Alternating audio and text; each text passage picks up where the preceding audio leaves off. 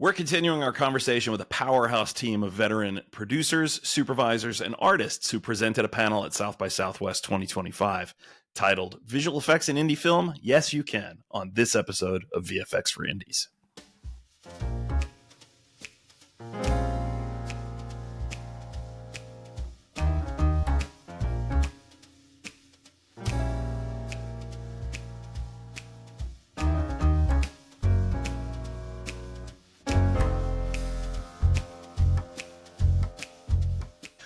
Welcome to VFX for Indies, a podcast about the intersection of visual effects and independent filmmaking. I'm your host, Paul DeNigris, VFX artist, filmmaker, and CEO of boutique visual effects shop Foxtrot X-Ray. Joining me for a second episode today is an incredible panel of guests who, as I mentioned, presented at South by Southwest on the very same topics we discuss here on every episode. So let's welcome back to the podcast Laura Skowronski Nattam, Joey Cade, Shaina Holmes, and Laurie Powers Going.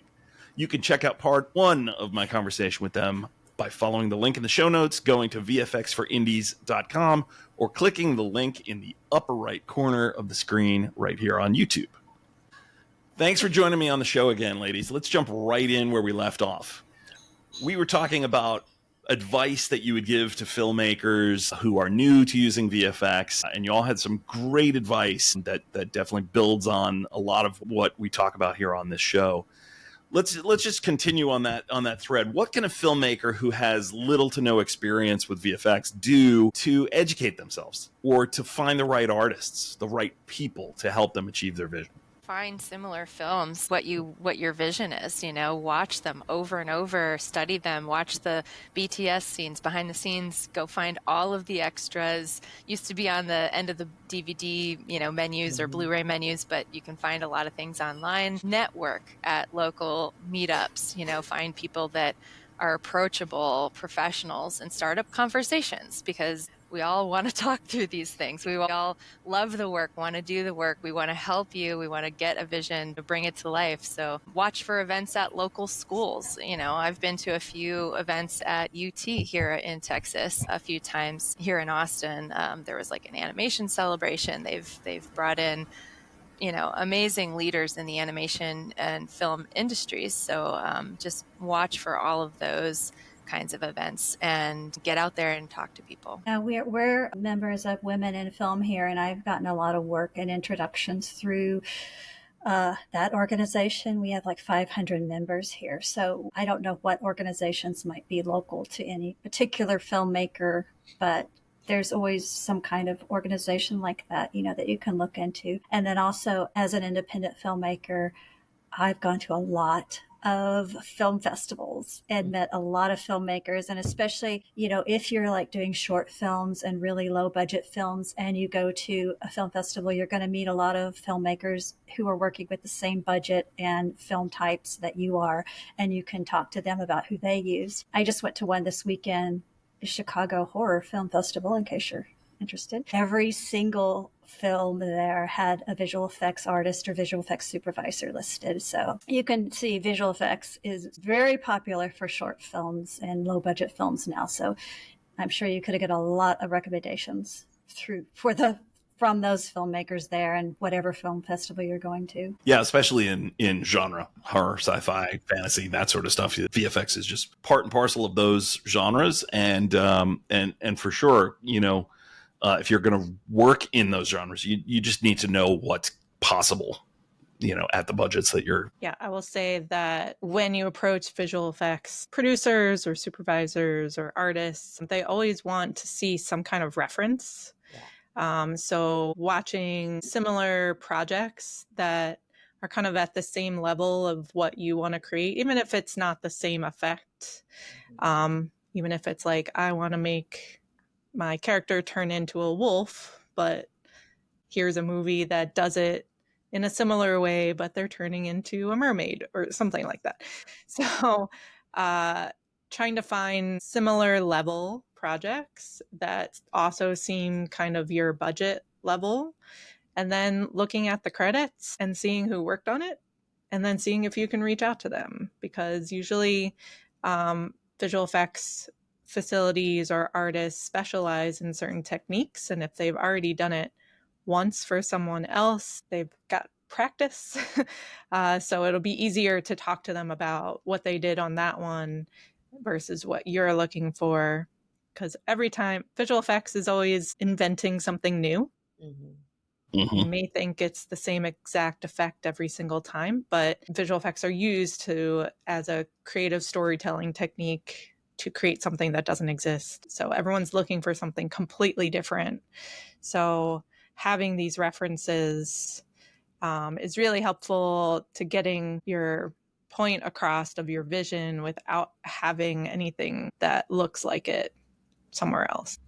Joey, your thoughts Well, on I this? mean, these days you can also Google VFX supervisor or VFX producer. You can look on your local film commission website usually and find references.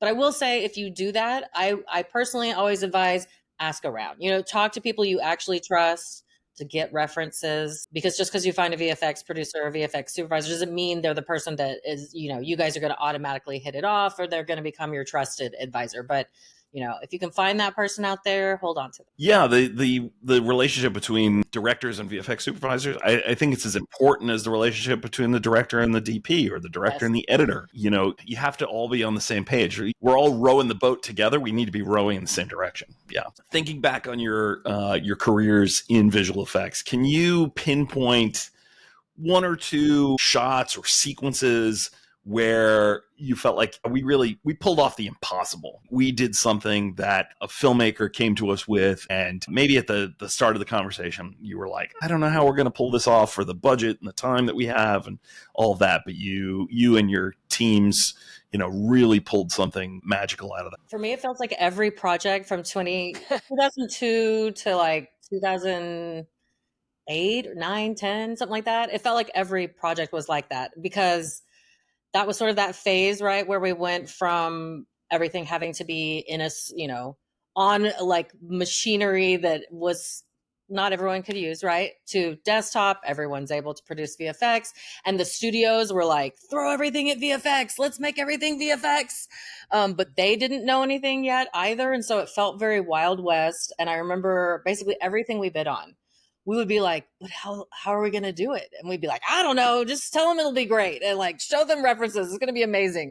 And you would land work, and then we would be like, oh my God, no, how are we going to do it? And I remember one in particular was, so we bid through Walt Disney Studios, live action, feature production studio, to do VFX, and they dragged us on. I feel like it went on for a year that we were bidding. But once they finally awarded something to us, it was very specifically, you guys are going to do these transitions where it will go from the live action into the 2D. It was for the movie Enchanted. And we were so excited because we were going to work directly with Weta and Tippett, and who was the other studio? Well, there were three studios we were working with. Oh yeah, it was Disney live action. Weta created basically all the CG assets, which was the book, the big storybook that opens up. So we got the live action plates and everything from Walt Disney. We got assets from Weta. And then and Tippett were basically the head VFX soups. And so the soup would come to the office all the time, which was great. But we had to make basically all the live action shots when they wanted it to transition. They wanted it to look like a pop-up book. And we were like, totally, we can do that.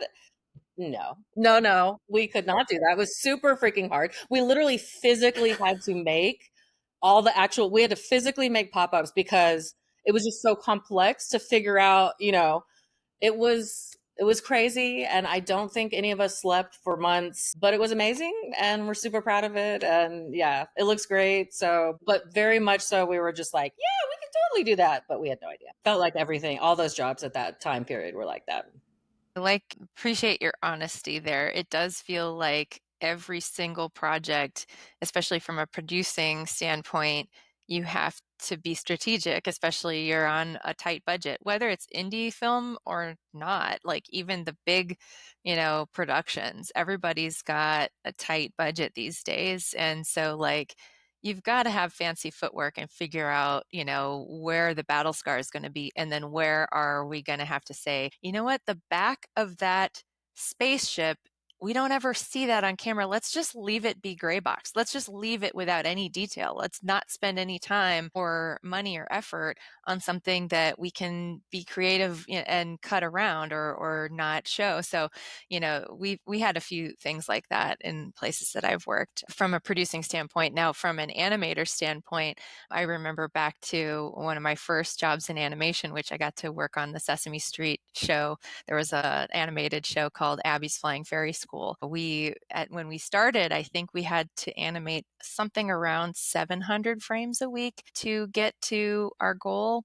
And by the end of the last season that we did, I think we were pushing 1,500 frames of animation a week or something crazy like that, and multi-character shots with interactions, physical and conversational. So when I look back at it, and anybody who's in TV animation or anything that you do frame by frame work, that sounds insane. That number of frames is really crazy.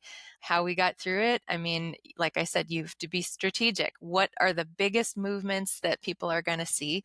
What are the small things that people aren't going to see? And we're not going to spend any time, whittling down to like, what is this last joint on this thumb doing? When it's like, doesn't matter. It's TV animation. We got to get through it. We got to get the biggest sentence seen, and then everything else is just extra, icing on the cake. So that'd be my spin off to what you were saying, Joey, that everything has to be strategic. Shaina, Laurie, anything come to mind in terms of a place where you felt like a real miracle worker? I mean, I'm trying to think, and I feel like surely there was something. We worked on. So the thing I always bring up is it's always better when the filmmaker is actually there in the studio with you. Things progress creatively at a much faster rate with live feedback. So Laurie and I worked on Eternal Sunshine of the Spotless Mind. And that's what I was going to say. I know. And I've heard of that. The director actually basically lived in our studio. So Michelle Gondry was just sitting next to us and giving us live feedback of everything he wanted. Was so particular and specific, but he couldn't explain it very well with words. To have him like act out something that he wanted, or take photos of things he wanted us to utilize as assets to manipulate the images and things like that, were just really, I don't know, that was the best possible situation we could have had for that film, probably. He also gave us so much leeway with our creative input. He was like, he would describe the effect that he wanted and then let us free, to have like creative freedom to make that impact come to life in whatever kind of method we wanted, which was cool.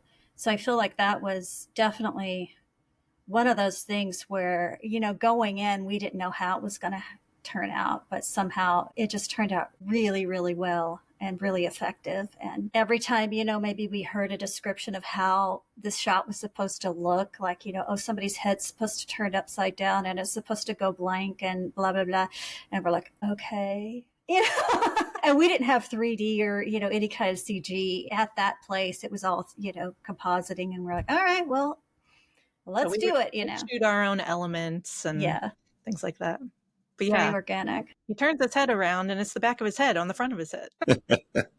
Okay. Yeah. Well, got it. But, I think on a smaller scale, talking more like independent, I was thinking that a couple of years ago, had a director, producer come to me, and she had a grant to shoot a short film, Sharon Arteaga. She's shooting a film called In Tow, and it all takes place in a trailer house that's being towed down the highway where her two main characters are in the trailer house. And obviously you can't actually shoot that because that's entirely illegal to have anybody in a trailer while it's being towed. What'd you say, Joey? And the audio would be awful. Yeah, it'd be horrible. You couldn't actually do that. That would be just a disaster. So, she came to me before in pre-production, and we were talking about how we were going to do that. She had a limited budget. Even she did a really nice grant and everything, but even with that, a limited budget, how are you going to do this? Because you have all these shots, you're going to see through the windows, you need that sense of motion and everything. And just this kind of being able to talk through it in pre-production, we really talked about what are the money shots? What do you really need to see? What do you not need to see? Like, do you really need to see the motion through the windows, or can you put up window coverings? That kind of thing. You could save a lot of money by putting up window coverings and just not seeing it, because, a little bit of implied camera shake, so they got it to where the camera guy they practiced a lot with the camera movement. And so it totally looked like it was shaking, but you don't actually have to see anything through the windows to assume that, especially once you've seen the camera being towed. I mean, the trailer being towed, So it's just a lot of like little things like that we got it down to a series of what we would call money shots, Put your money into these shots that are really going to sell it. And so that is kind of one that I think was a triumph, that we really honed in on what the shots were that were going to be the best place to put the money, that they turned out really, really well. And then the rest of it was just all in your mind. And we didn't have to shoot like probably 2/3 of the shots that she had on her list. That's awesome. Yeah, that's an important lesson for indie filmmakers, is to remember that the audience is your partner in this, and all you have to do is imply and give them breadcrumbs that they can follow. I'm currently revisiting Peter Jackson's Lord of the Rings trilogy, and he's really, there's tons of visual effects all through, but something that he could have made a visual effect shot every single time is the height difference between the hobbits and everybody else.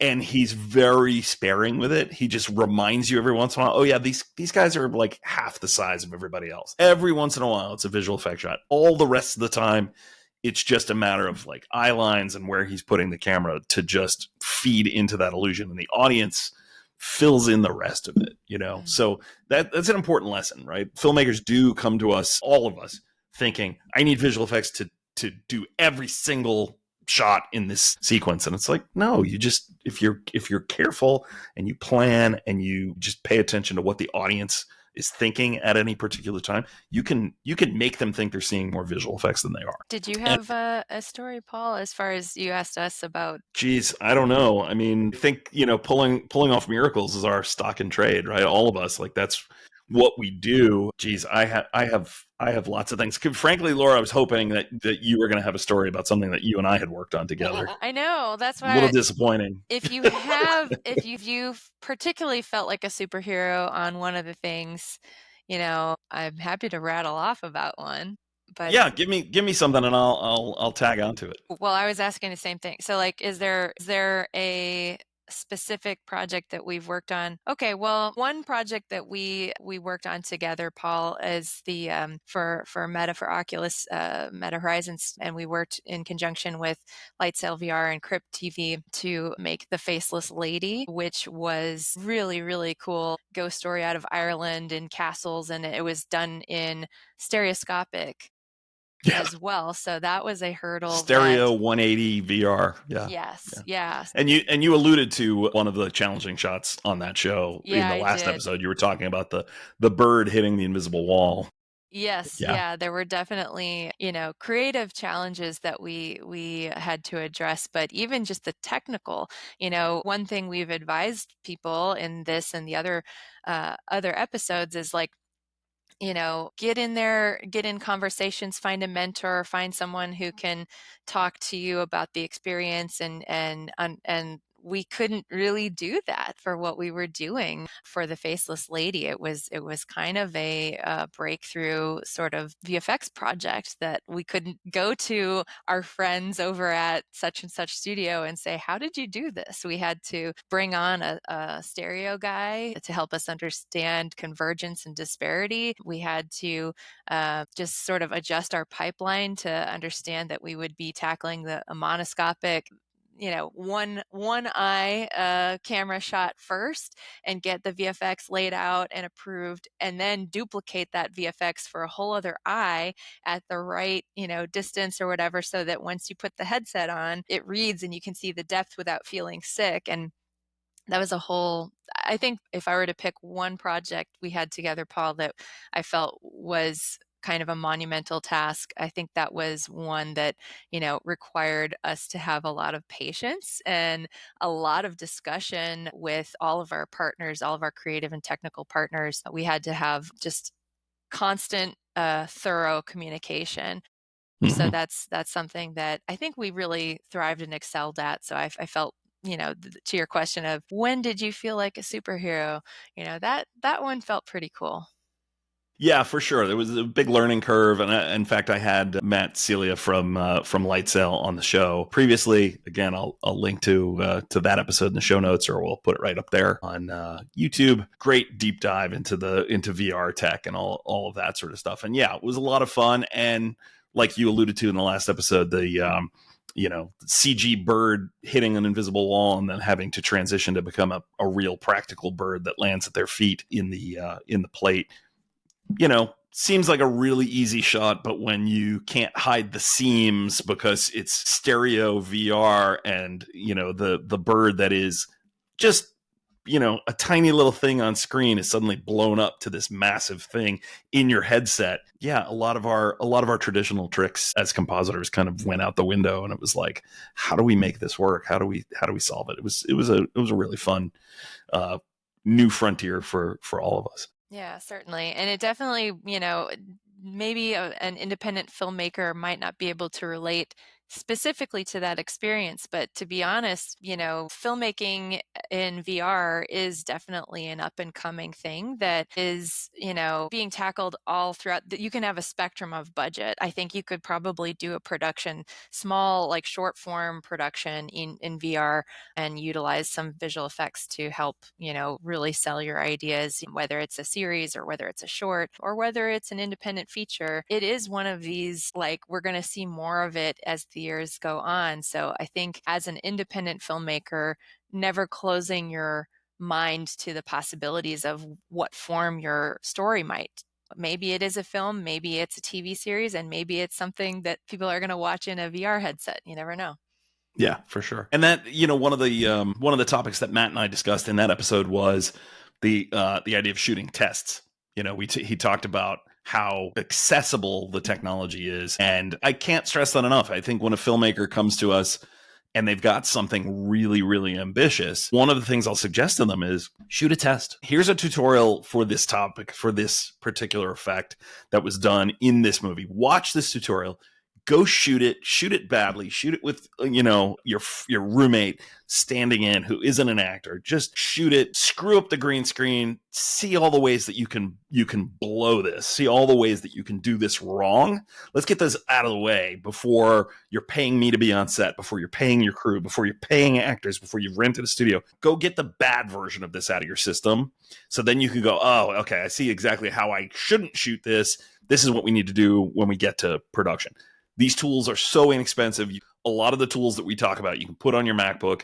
You can shoot stuff with your iPhone.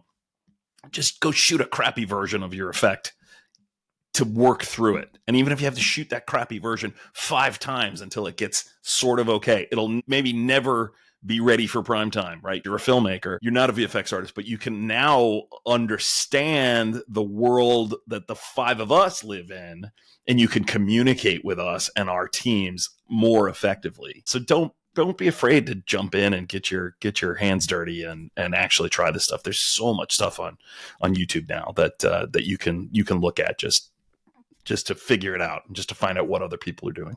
If shoot it badly isn't already a t-shirt, it should be. Yeah. Like, it's just that mindset of like fail fast mindset. Like, what can we do to get the idea across and then refine that? That's why companies like Pixar, for example, they'll board stuff out. Their entire film is boarded out. The first time they board it out is going to be wildly different from the film that's produced because they're iterating, they're changing, they're pulling boards off the wall, they're putting new boards up, they're scrapping entire sections, they're overhauling everything. You can do the same thing with filmmaking and planning for your VFX. You just shoot it and you envision it together. How best can we get your story told, and hopefully implement that strategy to make sure that it's cost effective at the same time. Yeah, too often filmmakers wait until post to iterate and to experiment and to try new things, and at that point they're fairly locked into a bunch of decisions they made months or even years earlier. All right, let's shift gears. I want to talk about the industry at large. The VFX industry, the entertainment industry as a whole, it's facing some real challenges right now. What are each of you seeing from your individual perspectives, and where do you think things are going from here? I got one. So production tax incentives are a huge part of the discussion right now, particularly in Texas, where Laurie and Joey and I are, where we're making strides with legislation to arm productions with more competitive incentives than there are in other states and even overseas, where a lot of things are going these days. So it's something we're watching very closely. Right now, it looks like it's most attractive to like big budget productions, but we're hopeful that attracting these productions into Texas will sort of shine a light on all the talent and capability that we have here, such that smaller projects, independent projects can also benefit from that wider pool of talent and resources. That still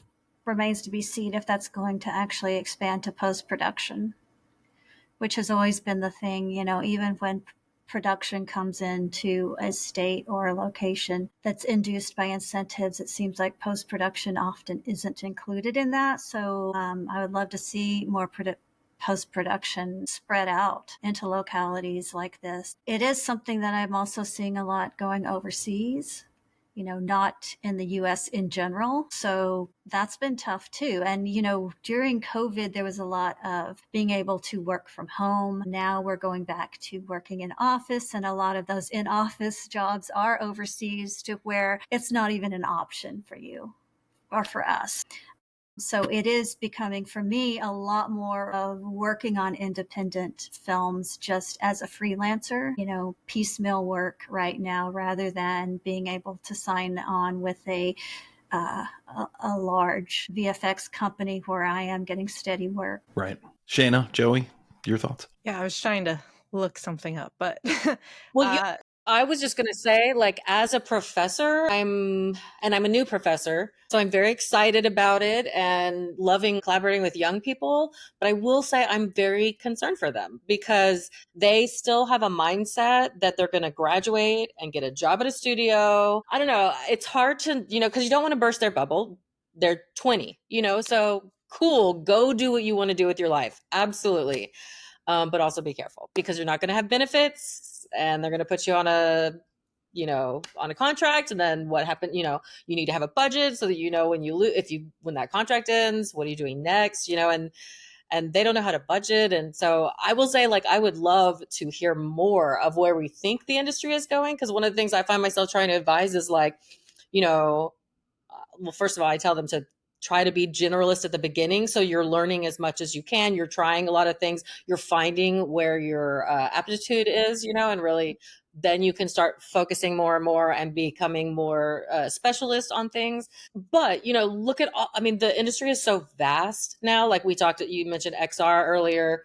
A lot of stuff is going into the XR side. There's a lot in like medical imaging and architectural stuff, which, may not sound fancy, may not be what someone who's 20 thinks they want to do with their lives, but they can probably get a real job with benefits to do something like that. And so I feel like stressed in these days how to advise a young person to proceed, because it does feel like an odd time evolution wise in our industry. There's a lot of holes in the sense of like, you used to be able to get a job and have benefits. And that's just not very easy to accomplish at all anywhere these days. So yeah, it's tough. It's scary for yeah, them. I can totally relate. I taught college for 20 years and, I've been out of the teaching game for a bit. But in years past, I could tell a promising compositing student, move to LA. That's where the work is. And they would go and they would get jobs. And the kids I gave that advice to are, by and large, still working in the industry today.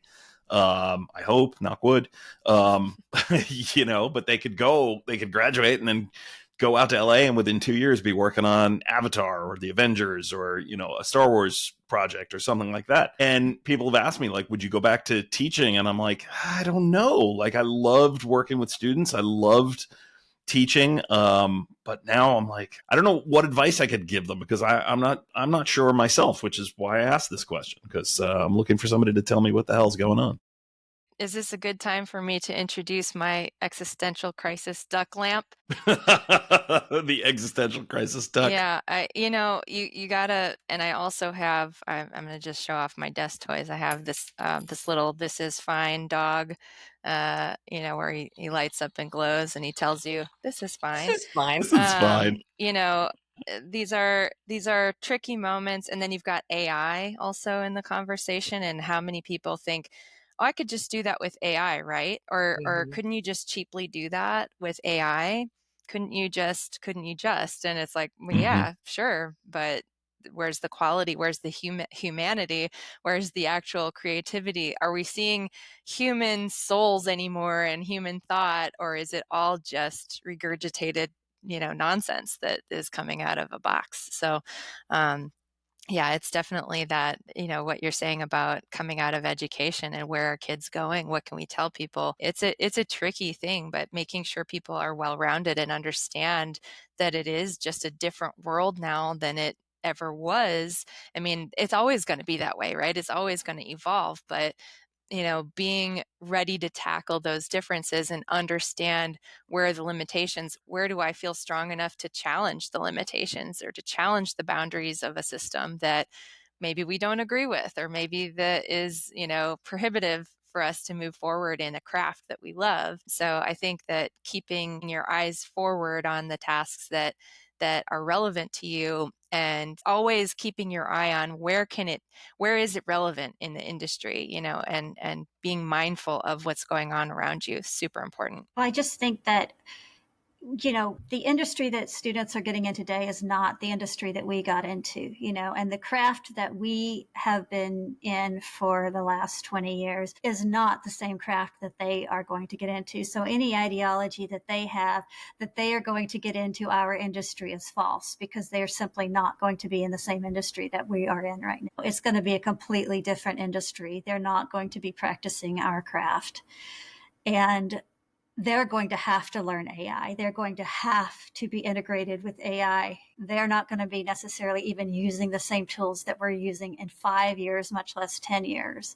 Right. And you can guarantee that whatever tools they are going to be using are going to be AI driven. And I just think that's the way it's going to be. There's an oversaturation of artists. So either because they're out of work, because the work has decreased over the past year after the strikes, or just because it's so accessible that too many people are learning how to do it and want to get into this industry. So I still think it's about who you know. And so I think one benefit I have to being in New York is the industry in New York City is so close knit. And I personally know a lot of people at a lot of different facilities, because it's always like they're not there anymore. Now they're over here. And so everyone works with everyone in the city and kind of collaborates a lot of the time to get the workforce to keep the work in New York. We have so many facilities both in New York City and upstate that you can shoot at for studios and post-production and visual effects. So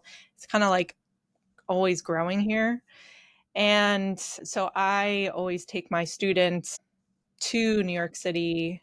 It's 4 hours away, but it's still close. So they get to meet all the people that I came up with in New York, who are now like heads of production everywhere. And they are the ones who would hire these people who are right out of school. So I think for anyone in school out there listening to this, make sure you utilize your faculty and their network. That is now your network. So treat your class like it is an internship, and then make sure you're always following up with them and creating that relationship, because they want you to succeed and continue to keep them active in the industry through what you do in the future. So that would be my educational kind of note. And then I also wanted to shout out New York State this week. The budget just passed for the next tax credit program. So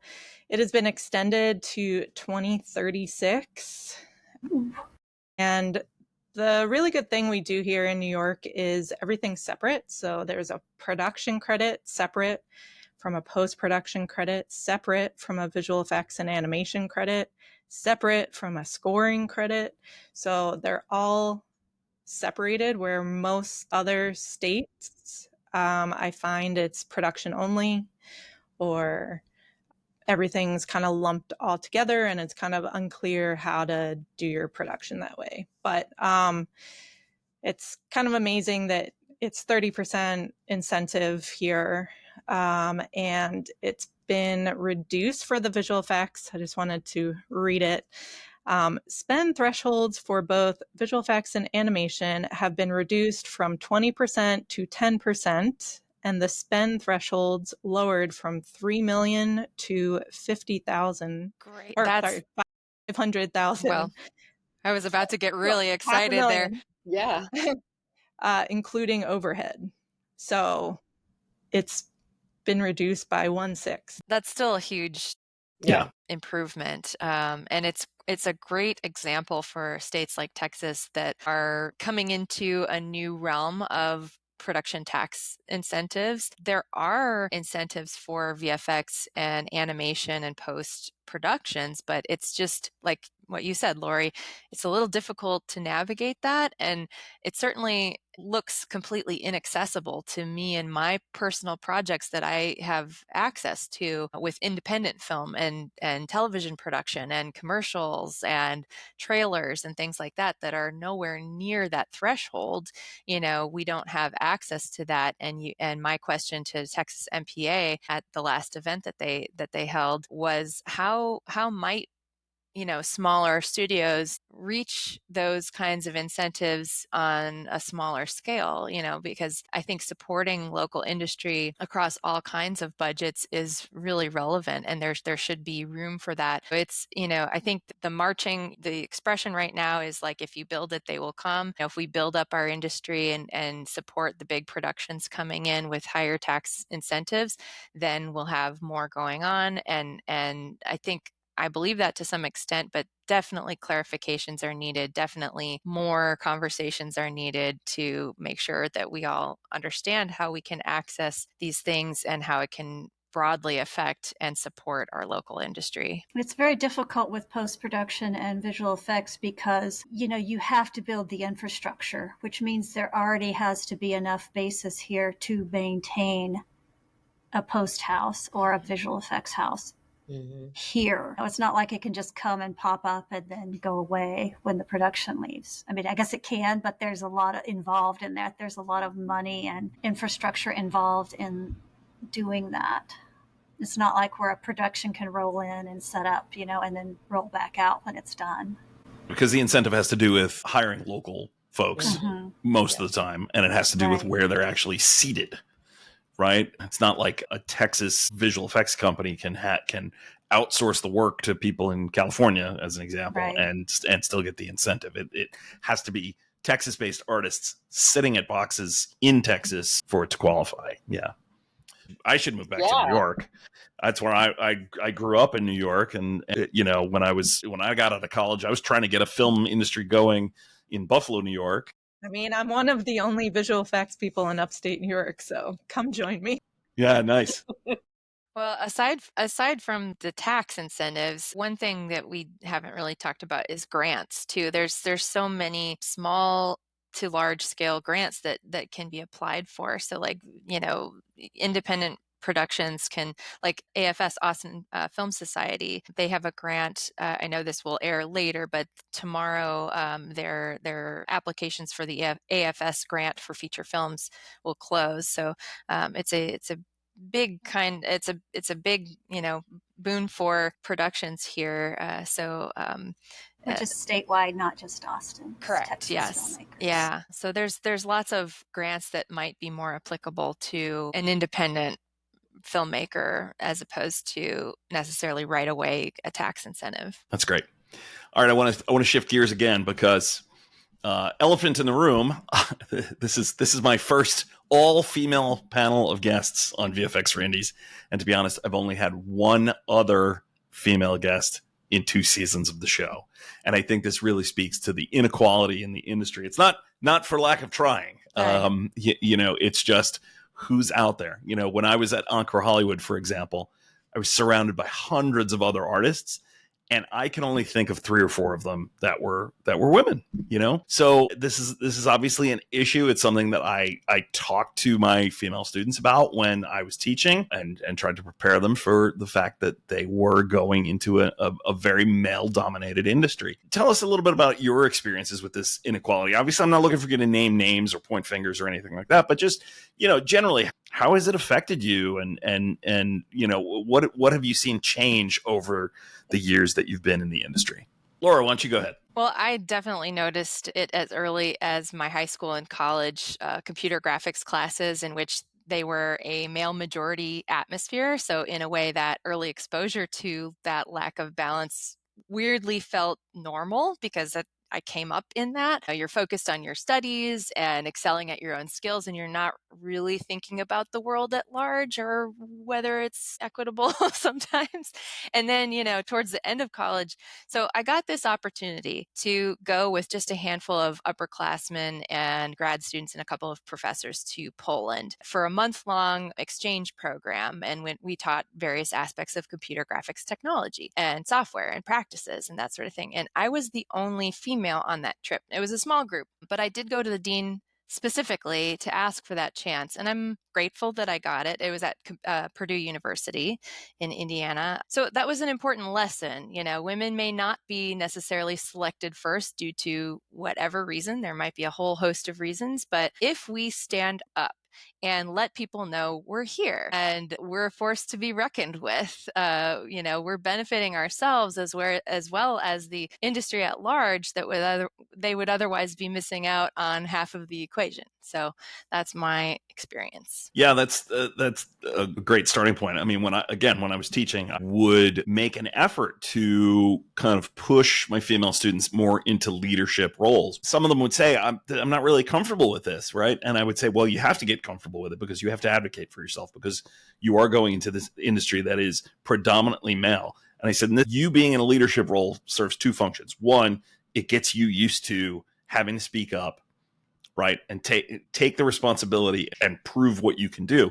But also, it trains all these boys that you're in class with that they have to be comfortable taking orders from a female producer. I said the only way we're changing the industry is if we start there. So the next generation of guys going in are like, okay, yeah, I'm used to this. Yeah, I agree. Like when I was at Vancouver Film School, I think, we had a class of, 20 something, and there were only 2 females in it. And, it could get really uncomfortable sometimes, because there was a lot of gamers in there who were studying 3D, coming out of gaming. And, they were like building these models of these women with these giant boobs and like animating, you know what I mean? And like watching like 3D almost porn type things, right? You know what I mean? And it was just like so uncomfortable sometimes that I remember at some point kind of speaking up about it, me and the other female, we're just like, this is kind of uncomfortable, and also just despite all this time they spent watching this, they always model the boobs coming right off here. Every time they model, why do men always model your boobs coming off of your shoulders? What is up with that? But anyway, yeah, so you do get used to that coming out of school, so that when you go into the industry, I guess you're kind of prepped for that. The first place Shaina and I worked, we actually were female heavy in the compositing department, and which was a rarity. So I guess we got to experience that for a little while, and mainly because for a while Shaina and I were the only people there. But Well, I was going to say that when I started there were 4 people there in the digital department, and 3 of us were women. And so I've kind of had a different, luckier experience, I think. So film school, obviously, I had 50 people in my major. They all wanted to be writers, directors. There were 5 women, the rest men. But once I got into visual effects, I think it was like the kind of a right time in visual effects, that it wasn't like roles weren't specifically defined yet It was like, Mm-hmm. come join us. We need artists and we need like technicians, and we just want to see what you can do kind of stuff. And so our boss at that company was really open to hiring a lot of women in our department. And since I had never worked anywhere else, I was like, oh, this is normal. And so I've always had a female mentor supervisor. So Laurie was my supervisor there. And then when I moved to New York, I had another one there, and then I became that. So I've always kind of like been on the hiring end. So when Laurie left that company, I got to be the one hiring who was joining our department and kept it very gender equal, I guess. But yeah, I think we were also seeing a lot of men get hired because they could talk their way into it.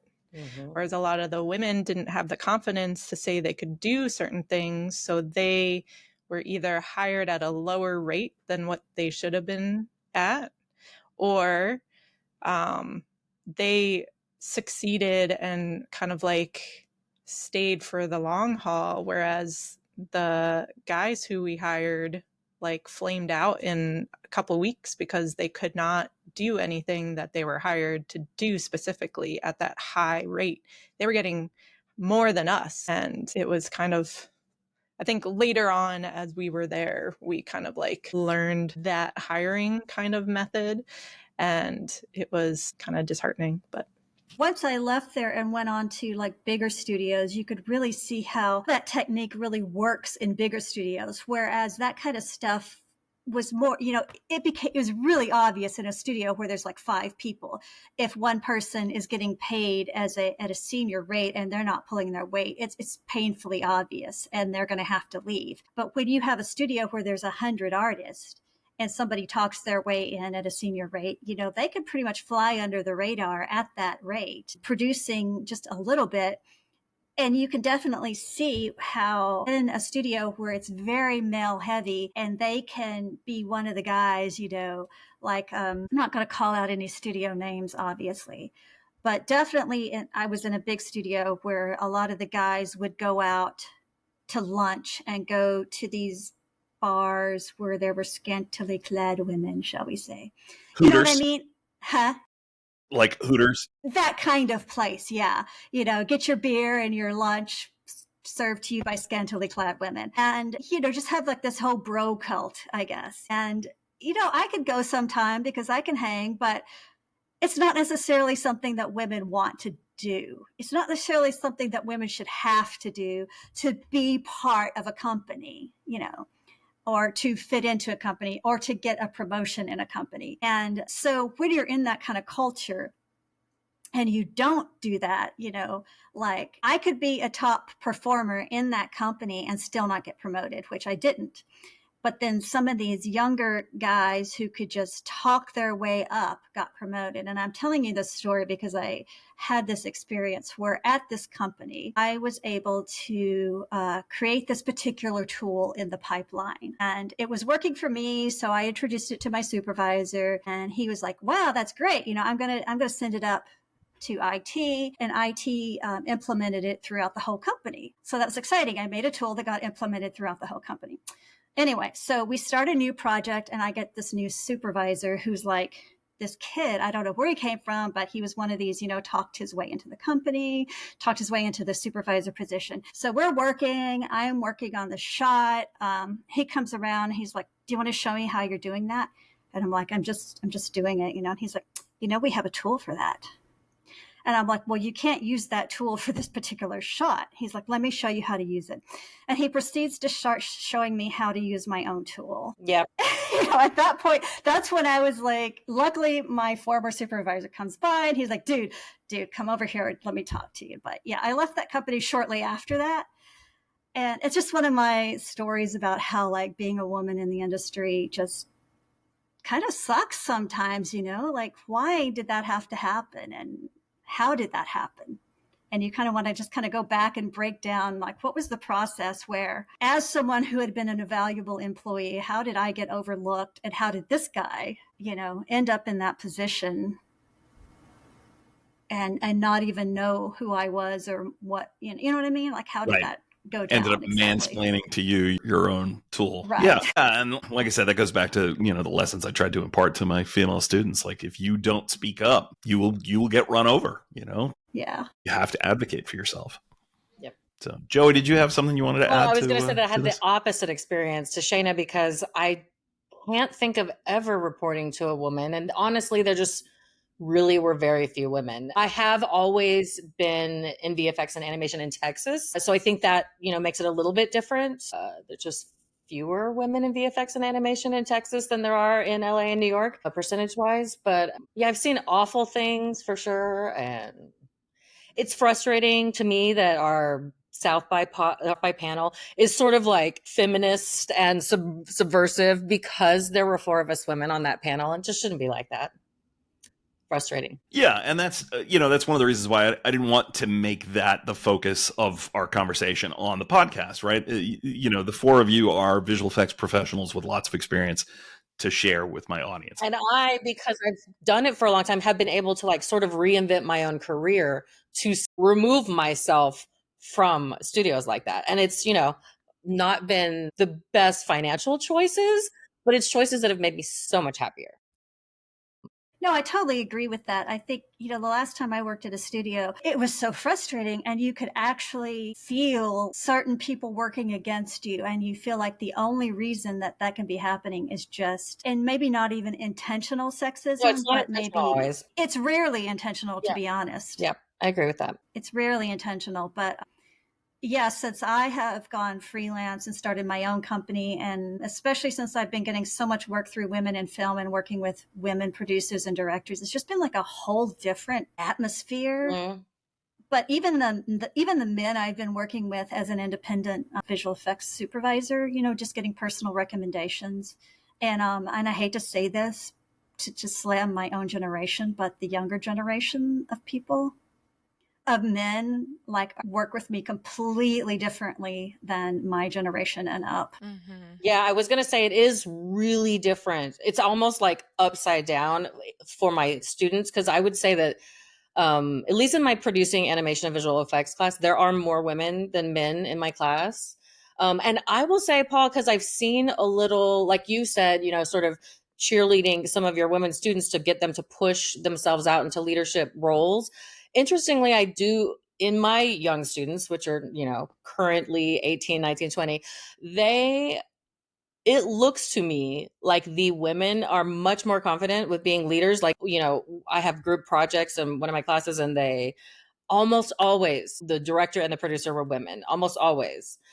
But because of that, I actually noticed weird tensions that would arise between the men having to have the lesser role and the rest of the team. Like, it created a discomfort for that person, and then they would sort of rock the boat. But it was interesting because oftentimes, again, it would be like 2 guys and like 4 women in all of my group projects, and the guys would be like, and the women, interestingly, did what we do, which they would just ignore it and move on, because they're like, okay, you can have your problem over there, but we're gonna finish the project. That's so And they would just interesting. keep things moving, and so like they all did great. I will say, like the teams figured out how to work together, and it was great.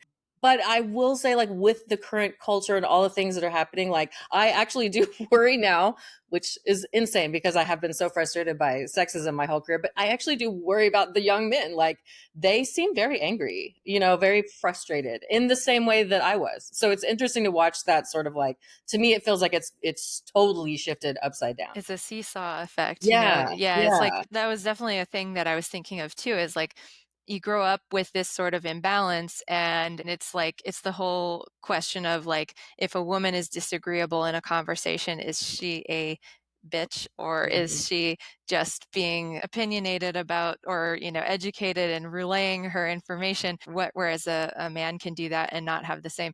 But yeah, if the roles are reversed and the women have more say and more power, now the men are experiencing that for the first time, like how it is to have to be catty with each other to claw their way up out of it. I definitely didn't notice. We were talking about education before, and it's like I didn't realize until getting out in the professional world just how unequally women are seen, onboarded, paid, respected in the workplace. And for me, that we got to fight that with an empathetic approach. To your point, like I don't believe in a light switch solution. I think we have groups like Women in Film and Television Austin, Women in Animation, Technology, and then we need to promote these organizations with a full heart if we're going to address or overcome this together. We've got to like find allies and compare salaries, project rates, experiences, because we don't know when we might be undercutting ourselves, just to find a competitive edge. So just finding and making opportunities for women to showcase their talents and be recognized like effectively for everything they're capable of doing, not for stroking egos, but just so that they're more top of mind when, within their industry, when opportunities arise. And then when the disrespect happens, rather than lashing back, being catty, whatever, taking patient steps to like name it as it happens, ask questions about why did you get to here? Like, why did you get to this point in your beliefs or what you're saying? And remember, you can't change someone's mind necessarily, but you have the keys to your own mind. And by making industry connections and, being open about our experiences, hopefully we can arm ourselves with the support we need to push through an area of disrespect and encourage more respectful discourse, and then foster and broaden a friendlier world for women as much as any other group. So one thing I noticed when I left a smaller company to more studio structure, like bigger corporate, was that there were only kind of like one woman at each level. So there could be only one. We can go back to like a Highlander. The token. Yeah, the token. Yeah. So it always seemed like there were, say there's 5 people in a department. Like if there's 2 women, it's like they're pitted against each other to fight for the same promotion. Whereas the men don't have to do that because they're in the Hooters Club, right? The Hooters luncheon. So I also was one of the only female supervisors who was in manager meetings every week, and just hearing the way other male managers talk about people behind their backs is with HR in the room, and knowing HR is on the side of corporate, not the employees, was really like a struggle. So I tried to, whenever I am a supervisor of a team, I try to hire and protect the people who are in my department from anything above, so that they don't feel these effects and they feel like they are in a safe and like really fun working environment that we all belong and we're all equal. I kind of wanted to mention, I mentioned it in episode 1, but during COVID in 2020, me and some people in London, VFX artists in London, created a global Women in VFX Discord group. From all of us are in that group now. But in there, it's basically created for women who feel like they are the only one at their company and they have no one to talk to about anything from maternity leave to raises to am I even doing well? When do I talk to my supervisor? And so we have this really great group that I'd like to promote. Yes. So it's not a support group, but it talks about a lot of topics that none of us want to talk about in the company that we actually work at. Oh, that's great. And you make sure you send me that link so I can include it in the show notes, please. I just wanted to tag on and say that, something Laura kind of said earlier is I definitely used to feel like, I am not a feminist. I'm not going to be one of those people who's like, women power and all that kind of stuff. I just want to be a visual effects artist. I just want to be an artist and that's it. I'm just like one of the guys or whatever. But then you get into the company and you realize, you're not able to do that because it's not how you see yourself. It's how other people see you. And that's the problem, is that other people in the company do not see me as an equal, even if I see myself that way. And so that's when I'm forced to have to see myself as a feminist. It's like, it's not something that I was hoping to have to do or wanted to go in and do. It's something that I've been forced to do. The higher calling of that, right? Like knowing where it's going, where that goes, where that leads, even not wanting to take that step or be that way, maybe. I was going to say that a lot of times that sexism is not even like recognized, by what men are doing, because I have talked to some guys who totally think that they are feminist and that they are on your side. And then, because I know, like, I was talking to one guy who totally supported me, totally supported women, absolutely was on my side and would have, you know what I mean? Like, but I was saying some things are very subtle. Like, just like maybe spending a little more time with me, asking me if I needed help than he does with men. Like if I ask for, hey, where did you say that asset was? If a guy asked that, he might just be, oh, that's on the G drive. But for me, they'd be like, oh, that's on the G drive. What are you going to do with that? Like just that extra little bit of assistance, or needing to understand or help me or whatever is sexist, And so when I was talking to that guy about that, he was like, have I ever done that? And so, sometimes the education is not like, hey, you need to stop being sexist. It's just realizing for men sometimes that they are being sexist without realizing it. It's the little subtle things. And sometimes it's even when you think you're helping, but a lot of times it's how we grew up, like feeling like men especially maybe have been raised to take care of women, You're supposed to open the doors. You're supposed to make sure, your sister and your mom get home safe and all that kind of stuff, which is great. But when you transfer it to like a workplace where you're paying a little too much attention and taking care of your female coworkers and assuming that they're not as strong in the workplace or not as strong of a worker, it becomes sexist and it's weird and it's uncomfortable. And it holds those people back from performing. Yeah, that's a great point. Well, and my tip that I always give people who say they care and they want to improve it, I always say, well, have you filed into your brain that every single time you're looking for someone, first you ask, is there a woman or a non-white person who could fill this role? And I will say that when I've said that to people, almost invariably, they say, well, I'm not trying to like only think like that. Like I have, merit. It should be the right person. And I'm like, whoa. I'm not telling you to lower your qualifications. I'm telling you to just consider that. As a first step, check it off the list that you have considered that first, because that's just not generally the way they consider it first. And it takes asking those questions and getting used to asking yourself those questions to like actually make a real difference in just the hiring you do. And if we had another hour or two, that would be an excellent segue into the current state of American politics. But that is a different show. That is a different show than the one we're putting on here. We'll hop on Joey's podcast for that one.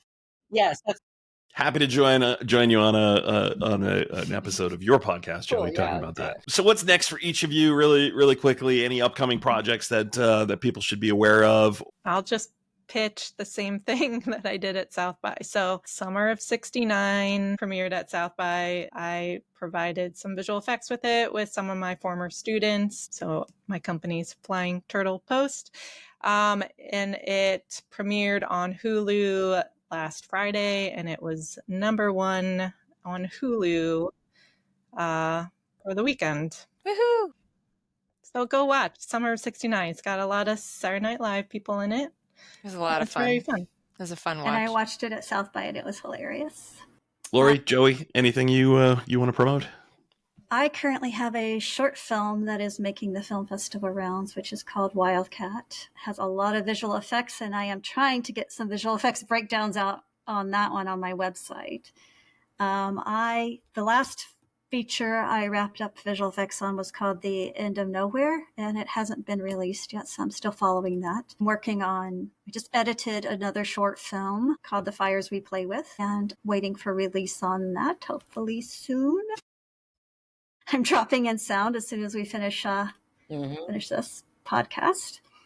And other than that, working on several things through my little company called Deacon Finn Films and Visual Effects here in Austin, and just continuing doing whatever I can, I guess, working on a feature script that I am hoping to get off the ground in the next year or so as well.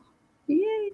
Exciting. I'm producing, I produce all kinds of content these days, which is one of the things I really like about where we are in the industry right now, because I'm producing some VR, I'm producing documentaries, I'm producing series that are going out straight onto YouTube, indie stuff. So I like that I'm able to produce all different kinds of things these days. Most of it is cause oriented. Like I've got a VR piece we're doing about Juneteenth, all kinds of stuff. I love it. It's exciting.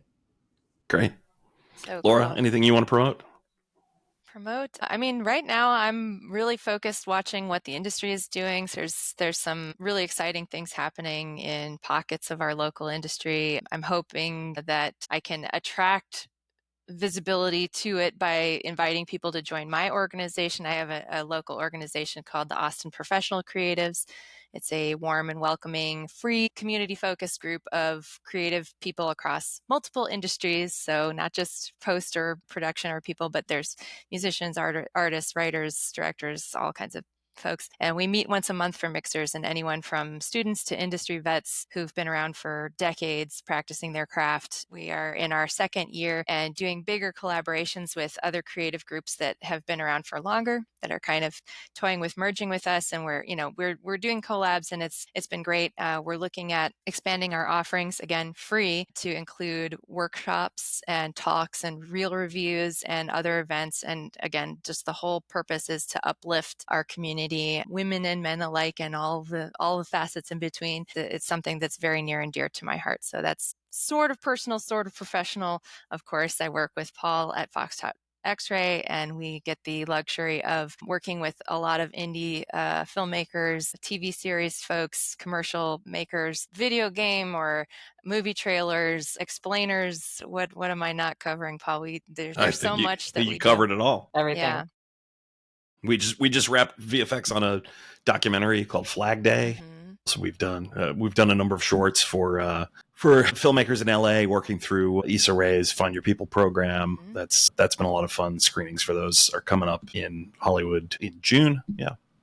So that brings another episode of VFX for Indies to a close. Thanks so much once again to my guests, Laura Skowronski Nattam, Joey Cade, Shaina Holmes, and Laurie Powers Going, for being here with me today and on our previous episode. And thank you for tuning into our discussion. If you enjoyed this episode, please like, follow, subscribe. Every little bit helps us get the word out about the show. For Foxtrot X-Ray, I'm Paul DeNigris. Thanks so much for watching.